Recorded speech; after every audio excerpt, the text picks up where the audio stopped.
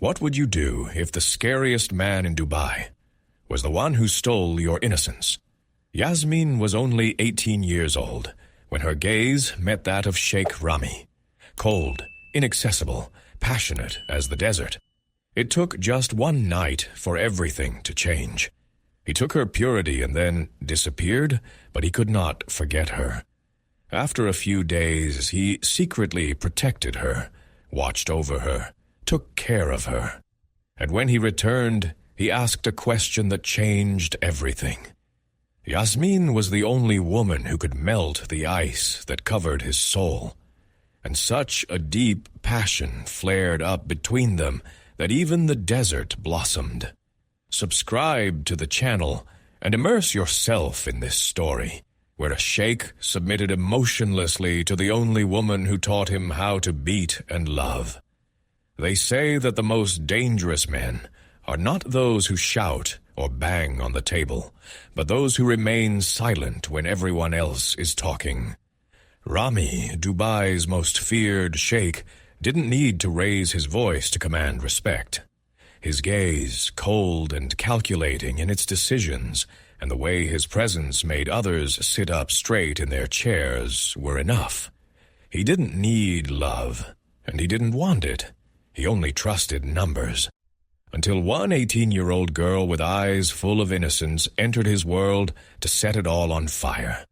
Rami is a 33-year-old man, as attractive as he is inaccessible. His fortune was the talk of the most exclusive clubs, private dinners, and the corridors of power. He owned land, companies, shares on international stock exchanges, but his main weapon was his mind. Smart, ruthless, and cunning. So when one of his partners tried to convince him to invest in a new luxury brand project, he immediately noticed the cracks. The project was unprofitable, had no future, and behind the beautiful promises were hidden figures that did not add up. "I'm not interested in investing in broken dreams," Rami said dryly, placing his leather portfolio on the marble table. "I don't have time to waste them." The partner, a man with a fake smile and sweet words, hid his disappointment behind a glass of wine, but inside he was seething with anger. He had been trying to take advantage of the sheikh for years, but every door seemed closed until he came up with an idea that couldn't fail. Use a woman to catch him. Rami never showed up with anyone in his closest circles. There were rumors that he sometimes hired women for casual encounters. Everything is restrained, without feelings, without obligations. He did not interfere. But what if this time is different? What if a woman turns out to be so pure and special that even his frozen heart will waver? Then he remembered the merchant he had destroyed many years ago. He deceived him with fake contracts, deprived him of business, but the poor man still believed that he owed him money. Rami kept him in such subjection that just one call from him was enough to make him tremble. But what interested him most was this man's daughter, Yasmin, a girl of 18 years old with an unusual, calm, almost unreal beauty, with soft lips and eyes that spoke without words, and most importantly, a virgin, untouched, ideal prey. "I have a proposition," Yasmin's partner said one afternoon as she returned from the market in a simple dress with rebozo-covered shoulders. "Your father owes me money, but I'm willing to forgive the debt if you do something very simple." Yasmin frowned. Her father was already old, tired, his back bent from years of work. What debt could she possibly repay in this way? "Just dance for the sheikh one day," the man smiled, as if he knew he had the situation under control. "Dance," Yasmin said, surprised. "But I can't dance, and I don't feel comfortable doing it." He sighed theatrically and nodded towards the store where her father worked. "Look at him, Yasmin. Don't you think he's done enough work already? If you do this, I will forgive the debt, and he can finally rest." These words hit her like the truth that she didn't want us to hear. Her father was always kind to her. He taught her to read when others said that it was not worth wasting time on a girl's education. He never raised his hand against her, despite hunger and deprivation. Yasmin swallowed, looked at the floor, then at the sky as if searching for a sign. "I agree," she said in a trembling voice, "but on 2 conditions." "Speak, beautiful," he replied, feigning goodwill. "I need 2 weeks of dance lessons, and on the day of the performance I will only dance. The Sheikh won't be able to touch me or ask for anything more." The man smiled, but the smile was crooked, not reaching his eyes. Of course, Yasmin agreed to only this.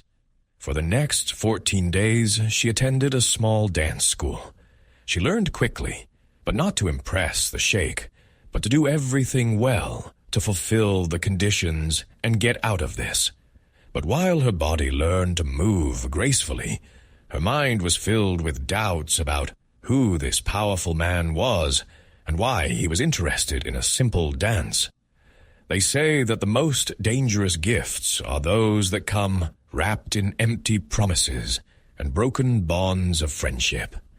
And that night, Sheikh Rami, accustomed to controlling every aspect of his life with cold precision, received a gift that called into question everything he thought he controlled.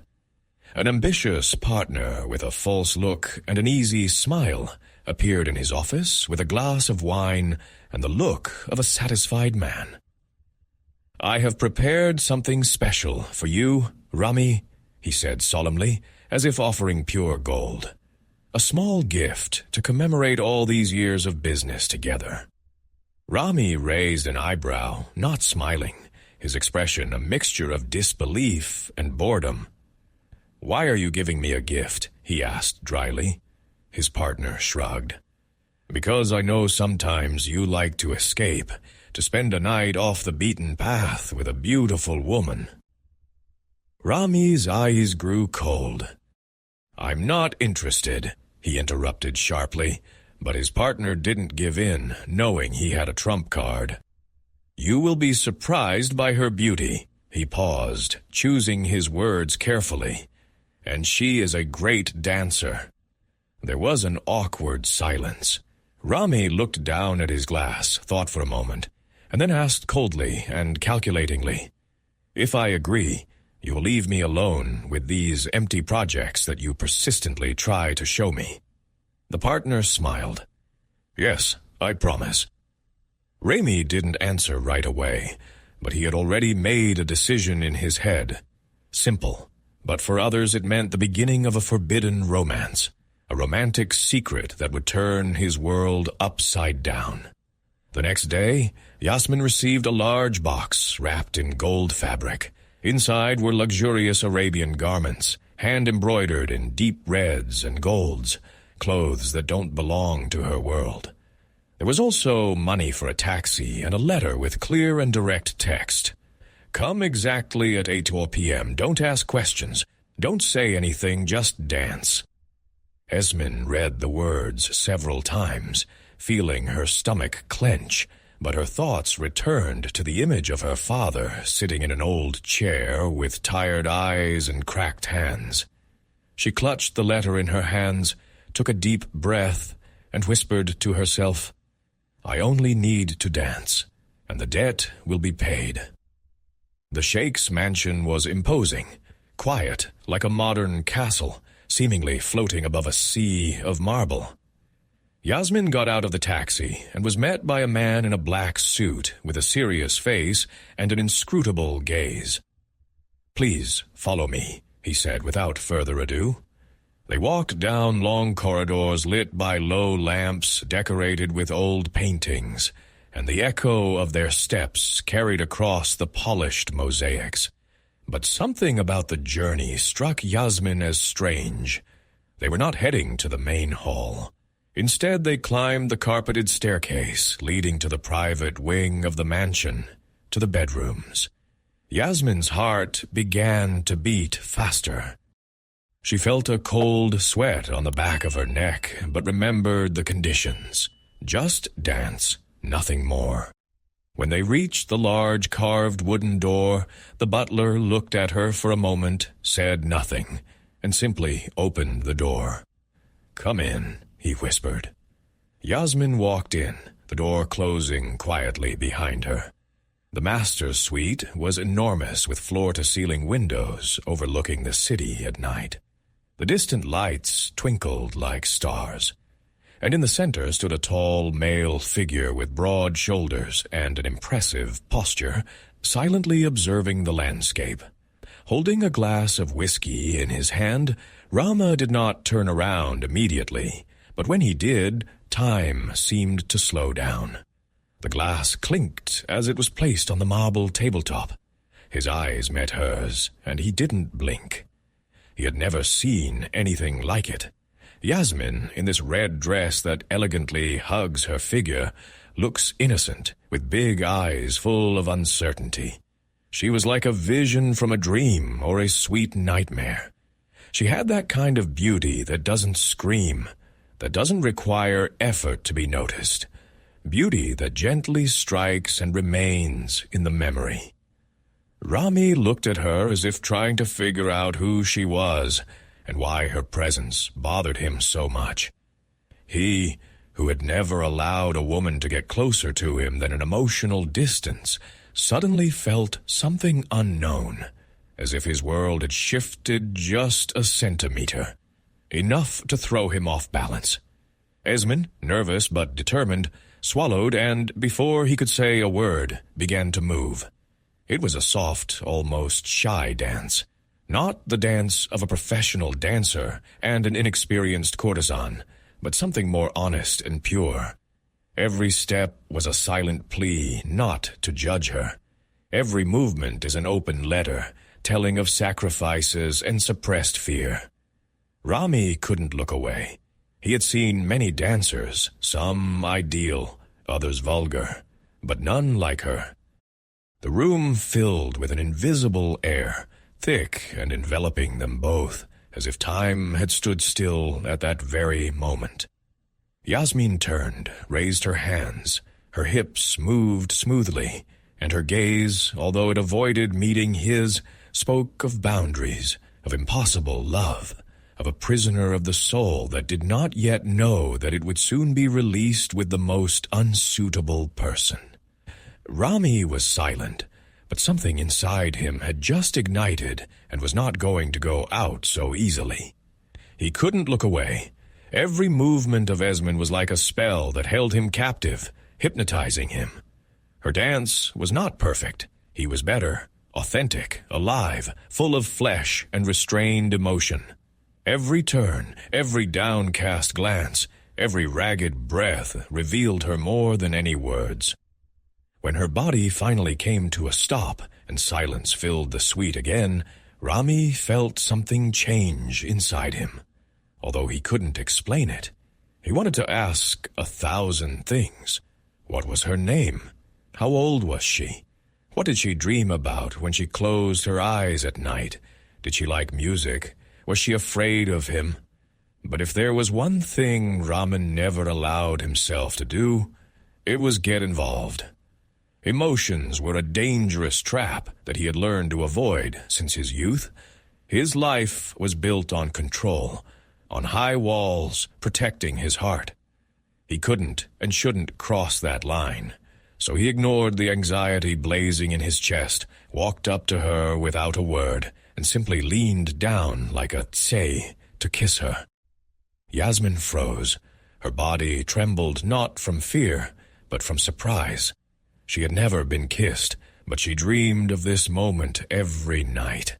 This cold, powerful man, whose lips were now on hers, was the hero of all her deepest thoughts.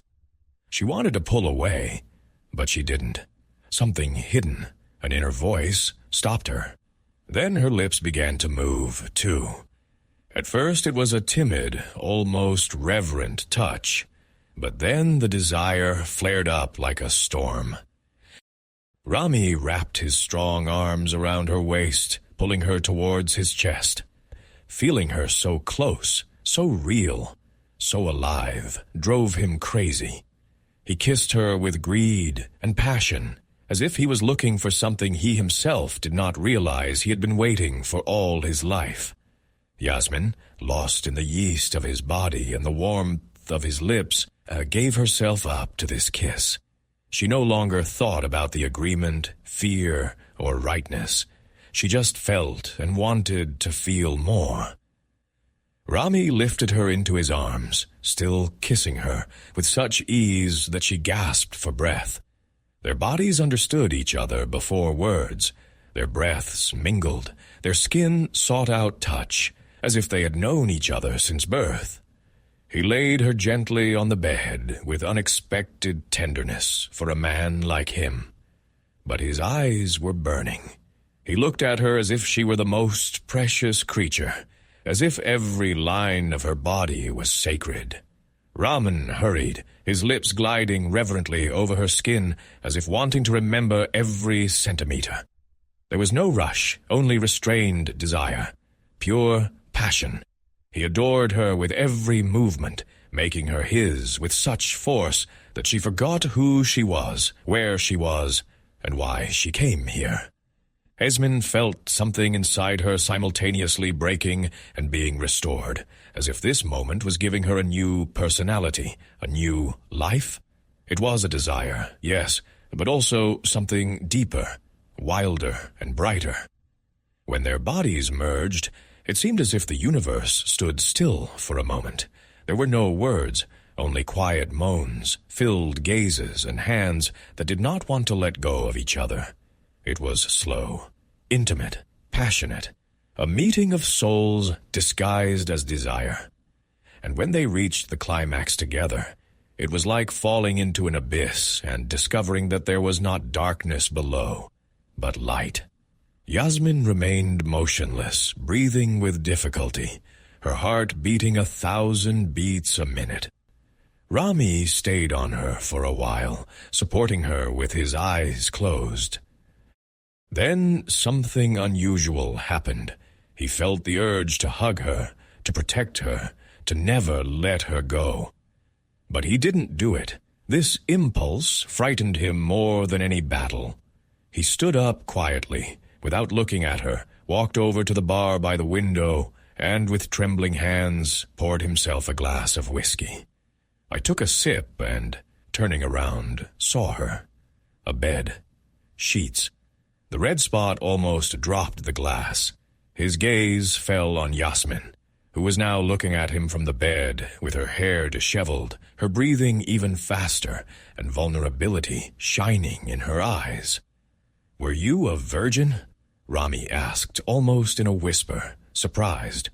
Suddenly the world became quieter than ever. The silence in the room was thick, almost unbearable. Rami was still holding the glass, but he was no longer drinking. His gaze remained fixed on the stained sheets, then back to Esmond, who lay in bed, covered with a sheet, as if trying to protect herself from the sudden chill that had enveloped the suite. She blushed, looked down, and clasped her hands in her lap.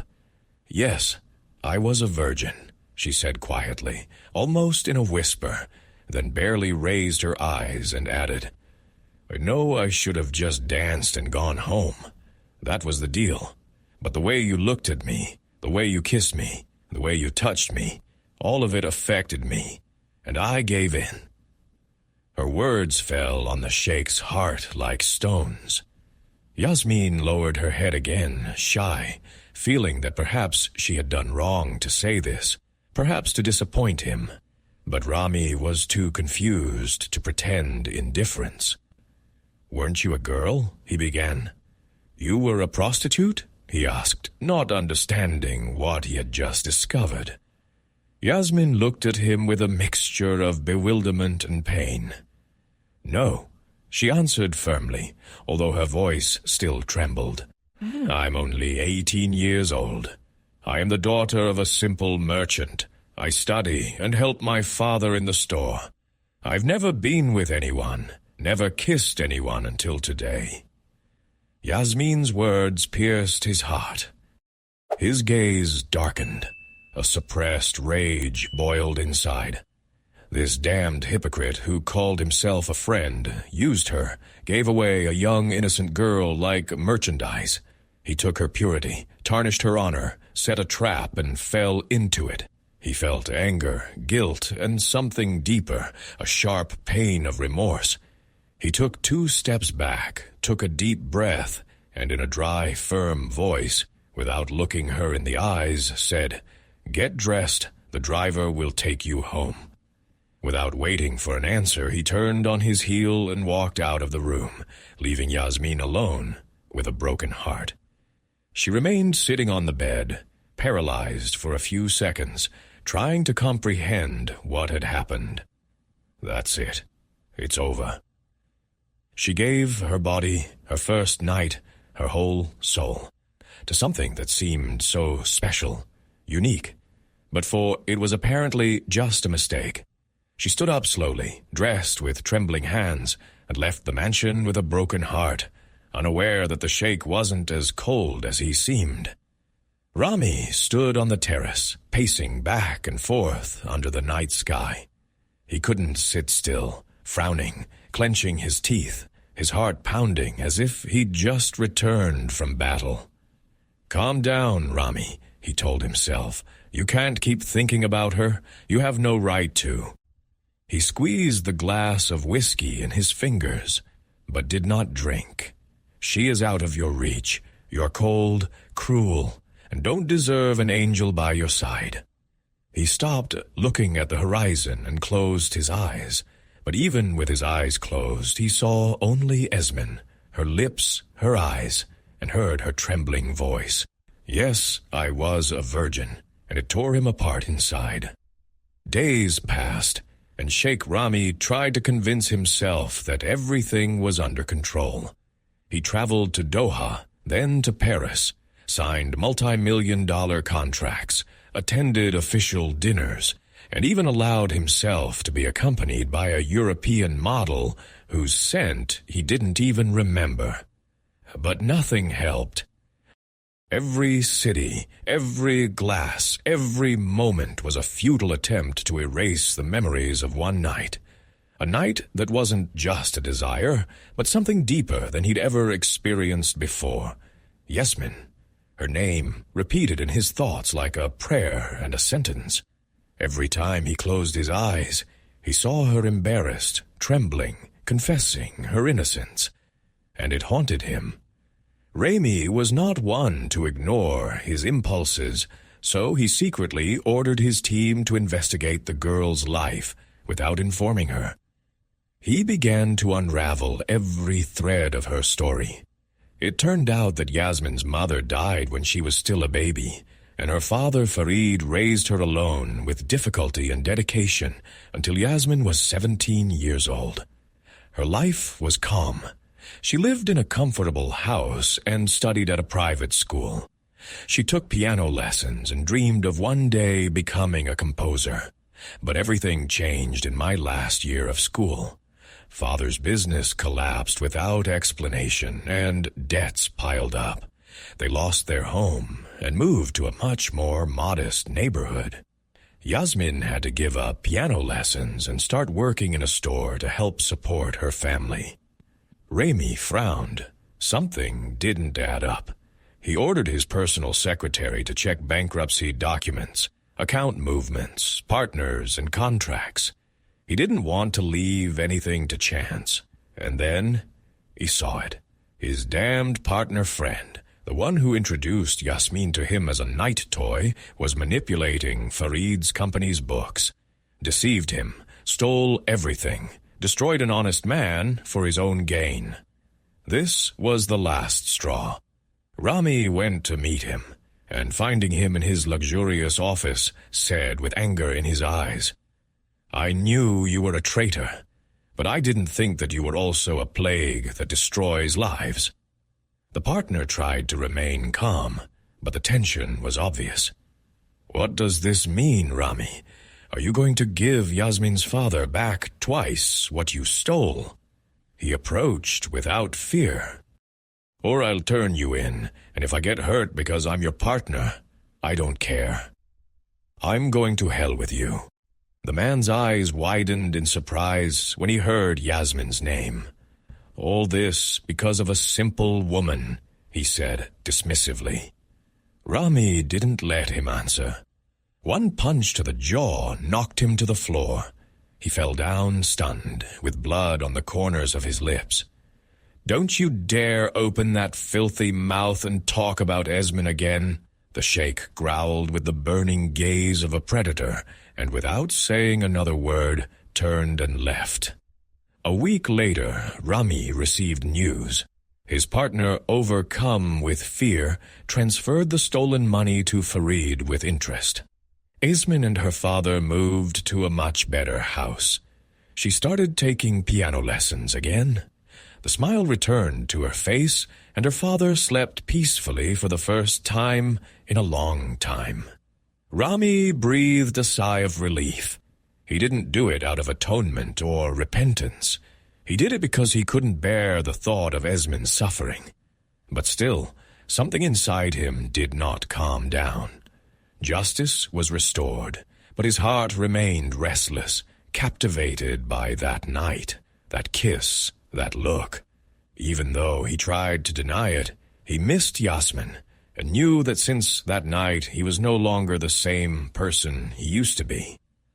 Rami tried his best to stay away, to be strong, and not to look back, but every day without her was a silent torture, and every night the same memory repeated itself. Her warm skin under his hands, her trembling voice saying, "Yes." Her look is full of surprise, desire, dedication, and love. He tried to lie to himself, but he knew the truth. He wanted her, needed her, and worst of all, loved her. So after another sleepless night, he made a decision. At dawn, he called his personal driver, the same one who had driven Yasmin home that night. "Take her home after her piano lesson," he ordered. "Tell her that I want to talk to her, but don't insist if she doesn't want to come." But she agreed, because Yasmin also spent every night thinking about him, about his kisses, about his body, about his cold words, and about the moment when it seemed to her that she meant something to him. When the car brought her to the mansion, her heart was beating fast. She entered, walking with trembling but determined steps. And when she saw him standing in the garden among the shadows of the porous, with a serious face and eyes burning like coals, she realized that nothing in the world could prepare her for this. He greeted her with a slight nod of his head. "Thank you for coming," he said quietly but firmly. They walked silently to a table surrounded by white flowers. The scent of jasmine hung in the air, as if nature itself were holding its breath. And then he spoke. "Yasmin, I know I made a mistake that night. I should not have taken your virginity," he said in his cold tone, the only one he seemed to know. "So I want to correct this mistake." He put his hand in his jacket pocket and pulled out a small blue velvet box, opened it. Inside, a diamond ring glittered like a promise. "Will you marry me?" Yasmin blinked, feeling the world stop for a second. The air became thick. She didn't answer. He frowned as if the word yes didn't exist in his vocabulary, as if no woman dared. "I was never a mistake that needed to be corrected," she said firmly. The voice trembled, but the heart did not. "I don't want to be with someone who marries me out of pity. I accept your apology, but I need to go now." She turned decisively to leave, but he gently took her hand. That light touch pierced her skin like lightning, made her shudder, and desire flared up in him like an unquenchable fire. "Wait," he whispered. "I expressed myself incorrectly. I don't know how to handle emotions. I never needed to until you came along." She didn't dare move, as if her body knew that it was about to hear something important. "I don't want to force myself to marry you," he continued. "I just want to protect and care for you. but it's hard to do that from afar. Yasmin swallowed, feeling her heart beat like a drum. "You were the one who exposed my father's partner, weren't you?" she asked quietly but boldly. "You've been secretly taking care of me all these days when we didn't see each other." He looked at her silently, wanted to deny it, wanted to pretend it wasn't so, but he couldn't. "Yes," he finally admitted. Then Yasmin smiled tenderly and said, "If that means you'll take care of me and treat me like a real wife, and not out of a sense of duty, I agree." For a moment, time seemed to stand still, and for the first time, Sheikh Ramya smiled.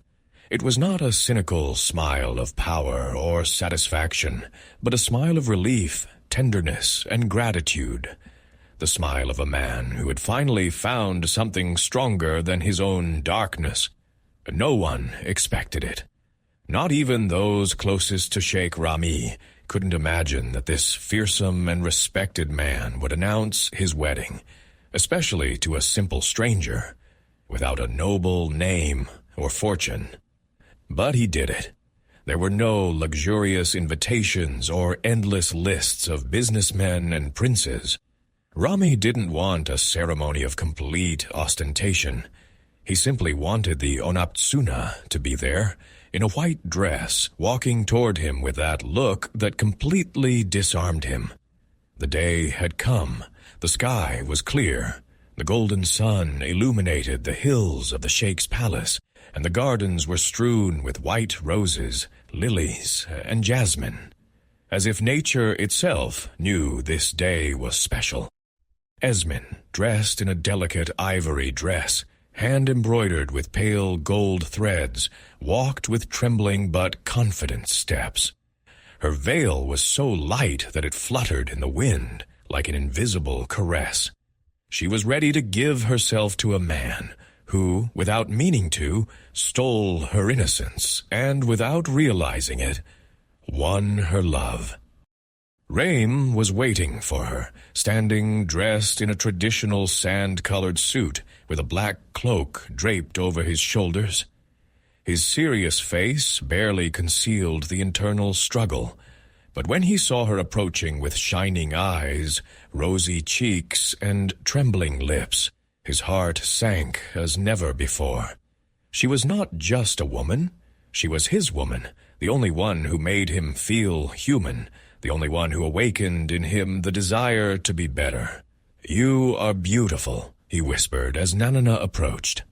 The ceremony began with a simple prayer of blessing. The vows were short but sincere. When the ring touched Yasmin's finger, something inside Rame broke.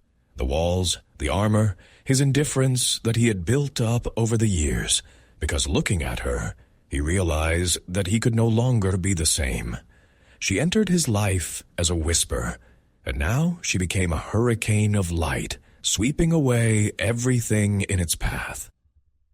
"I accept," he said in a deep voice. "I accept," she replied. Her eyes were full of emotion. When they were pronounced husband and wife, the world seemed to stop. Rami hugged her tightly but tenderly and kissed her. Not like the first time, overcome with passion, but now with love, surrender, and promise. The few guests applauded. Jasmine petals fell from the sky, thrown by servants from the balconies. The floral scent mingled with the scent of Yasmin's skin when Raim held her to his chest, as if not wanting to let go. That night was different, without haste and hesitation. Only love. Two souls who, against all odds, found each other. The room was half in shadow. Yasmin's veil lay on a carved wooden chair. The flowers of the bouquet seemed to be holding their breath. Rami quietly closed the door behind them. Their steps were slow, but their eyes fire. She stood before him in a white satin robe that barely covered her shoulders. The belt trembled with each nervous breath she took. "You are perfect," he whispered, as if afraid to break the spell. He moved closer and took her face in both hands, as if holding a sacred gift. His lips touched hers, barely a touch, but enough for Yasmin to close her eyes and exhale the air she had been holding for hours. The kiss was slow, deep, full of restrained tenderness. He carefully untied the belt of the robe, allowing the satin to glide over her skin like warm water. There was no rush, no greed, only reverence, making her tremble. Rami looked at her as if she were a work of art, every curve, every birthmark, every inch of skin, like a blessing he did not deserve. With his lips and hands, he began to explore her. From her collarbones to the inside of her wrists, from her neck to the gentle curve of her back. He kissed her calmly, as if time had ceased to exist. "You have no idea how beautiful you are," he whispered in her ear in a hoarse voice. Yasmin felt her skin burning. The body no longer belonged to her. She gave herself over to this warmth, this all-consuming passion, this new feeling of being loved with her whole being. Her fingers intertwined as he carefully laid her down on the crisp, white sheets. He was in no hurry. Every touch was a gift. Every kiss is a wordless verse. Yasmin drove out to him, searching, desiring, giving herself not only with her body, but also with her soul. Rami accepted it with the same force. Their bodies merged as if they were made for each other. The breaths mixed, the world disappeared. Only they remained, and love, which, without wanting to, saved them. As they reached the climax of this sacred connection together, there were no cries or words, only a deep sigh. The general heartbeat, the silence that says it all. Raim finally hugged her, pressing her tightly to his chest, as if he was afraid that she would disappear. For the first time, he didn't feel alone. The next morning, soft sunlight shone timidly through the white linen curtains. Yasmin slept with her head on Rami's chest, and he watched her silently with a peaceful expression that few people had seen on his face. His breathing was even. The eyelashes barely trembled, and at that moment, Rami realized that he would never be the same. He looked down at her hand, lying on his heart, so that no one would see. There would be no witnesses. Kissed her tenderly. He didn't say anything. There was no need.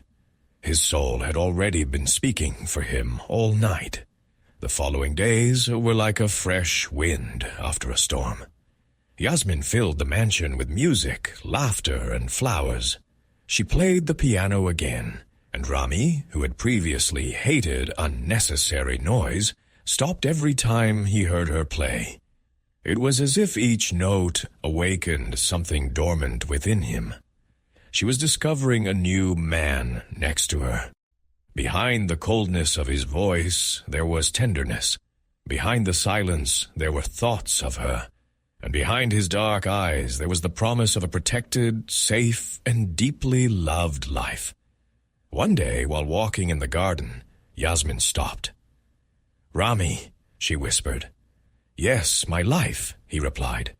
"Do you think they say that the desert has no soul?" She continued. "That she is dry, inhospitable, lonely. But I believe that when she is given love, even the driest desert can be filled with life." He smiled. "Did you give me love?" Yasmin said, looking at him tenderly. "I just watered what was already inside you. You just needed someone to believe in you." Rami took her face and kissed her, as if the world was ending at that very moment.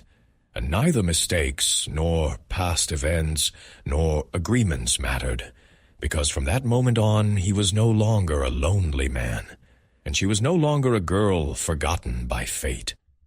They were two souls who, against all odds, found each other. And when night falls on Dubai, rumors circulate among the palace servants that one can still hear the gentle sounds of the piano and the laughter of a young woman, free and happy. And from the highest terrace, the Sheikh, who was once cold, looks at the stars, holding his greatest treasure in his arms. Thus, the desert blossomed. If you've read this far, I'd like to invite you to leave one word in the comments. Flourishing. This is how I know that you are one of those who have reached the end, who feels and understands that even in the desert, love can blossom. What part of the story did you like the most? Where are you listening to me from? Write about it in the comments. I will be pleased to read you. Like this video and subscribe to the channel so you don't miss a single story. See you in the next issue.